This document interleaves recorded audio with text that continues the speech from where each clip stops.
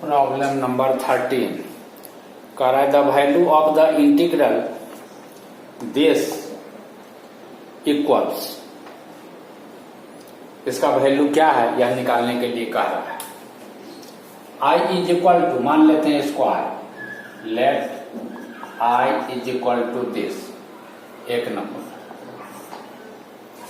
This implies I is equal to integration 0 pi by 2 3 into root cos theta के जगह पर 0 plus pi by 2 minus theta यानी pi by 2 minus theta by cos pi by 2 minus theta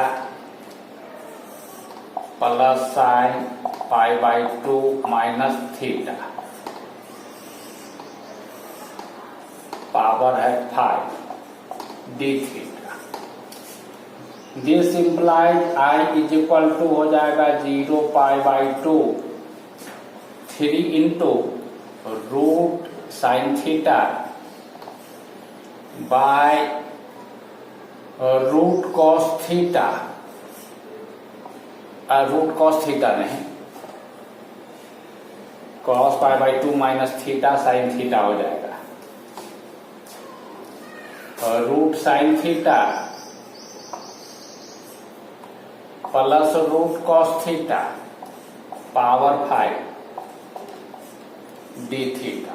इसको दो number 1 और 2 को जोड़ते हैं। 1 plus 2 implies that 2i is equal to 0 pi by 2 3 cos theta plus sine theta root under by sine theta plus cos theta का power 5 D theta. देखो यहां से यह इसकी एक पावर को कम कर देगा और 3 तो कांस्टेंट नंबर है बाहर आ जाएगा। तो दिस इंप्लाइड हो जाएगा I is equal to 3 by 2 0 pi by 2 1 by cos theta root under plus sine theta root under power 4 D theta. I is equal to हो जाएगा इतना। यह हुआ हमारा 3 नंबर। अब हम करते क्या है, मान लेते लेट डिफिनिट इंटीग्रेशन बाद में निकालेंगे, पहले indefinite integration 1 by cos theta root under plus sine theta root under का पावर 4 डी थीटा। इसको कुछ मान लेते I dash.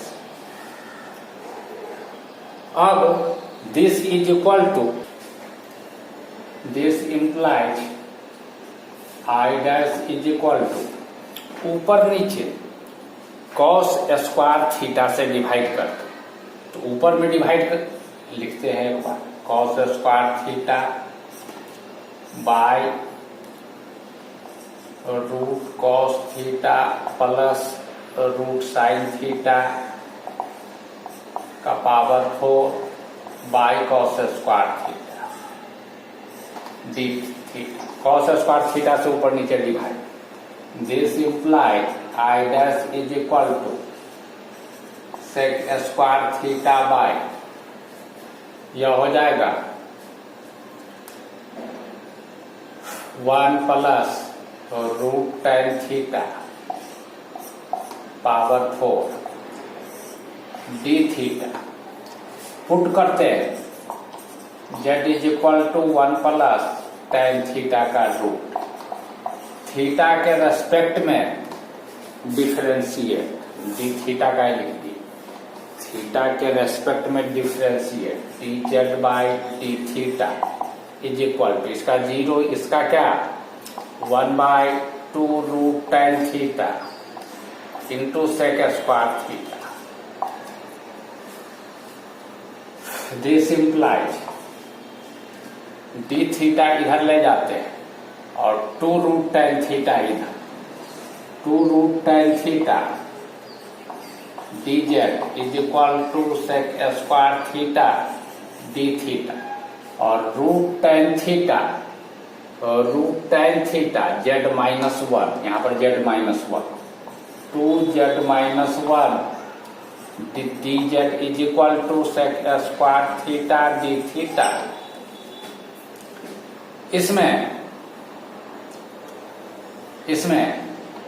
sec square theta d theta के जगह पर दिस, और इस पूरे के जगह पर z रखने पर therefore I dash is equal to 2 into z minus 1 dz by z4, that is equal to हो जाएगा 2 into 1 by Z cube minus 1 by z4 dz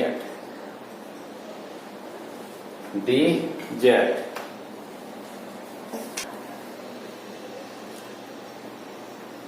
This implies I dash is equal to, इसका integration 2 into z पर power -3, क्या हो जाएगा z पर power -2 by -2, यानी 1 by -2 z square minus z पर पावर -4 प्लस 1 बाई -4 प्लस 1, यानी z पर पावर -3 बाई -3, यानी 1 बाई -3 z पर z क्यूब। इसको हम लिख सकते हैं I dash is equal to 2 1 by 3 z cube minus 1 by 2 z square. z किसको माने थे, इसको, तो जहां जहां पर z दिखाई पड़ रहा है यह रख देते। Therefore I dash is equal to 2 1 by 3 1 plus root tan z tan theta root tan theta cube minus 1 by 2 1 plus root tan theta square.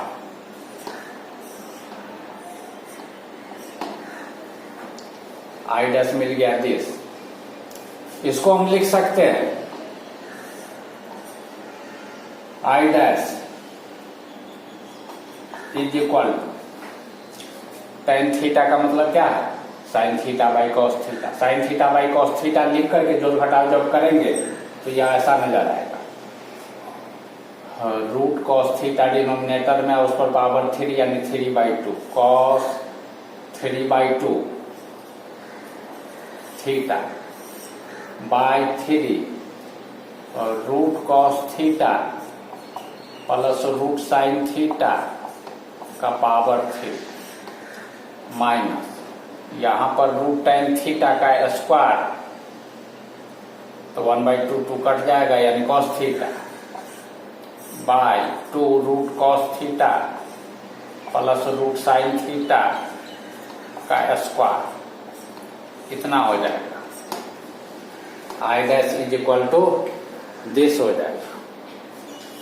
अब I डैश हो गया इतना, तो I इज इक्वल टू क्या लिखेंगे, I डैश का मतलब क्या था, इंडिफिनिट इंटीग्रेशन।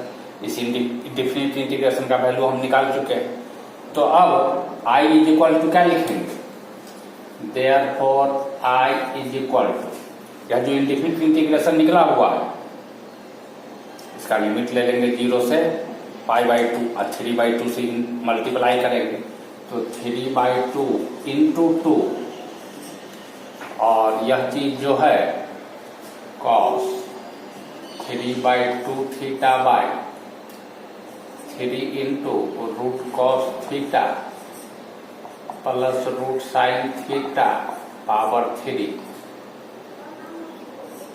और minus cos theta by 2 root cos theta plus root sin theta का स्क्वायर, दिस इतना, और इसका लिमिट क्या लिखेंगे 0 π/2, 0 और यहाँ पर लिखो π/2, इतना हो जाएगा हाइट। अब this implies I is equal to 2 cut जाएगा, 3 इंटू π/2 रखें, cos π/2 0, सीधा सीधी 0, तो हो जाएगा 0 माइनस 0, फिर इसके बाद माइनस, अब 0 रख रहे, 0 रखने पर क्या मिलेगा, cos 0 1/3 इंटू 1 प्लस 0, यानी अब 1 का cube 1, 3 into 1 minus 1/2 into 1, that is equal to 3 into, या क्या हो जाएगा 2 माइनस 3/6, यानी -1/6, -1/6 के पहले -1/6, दैट इज इक्वल टू 1/2, 3 से 6 कटेगा 1/2, दैट इज इक्वल टू 0.5।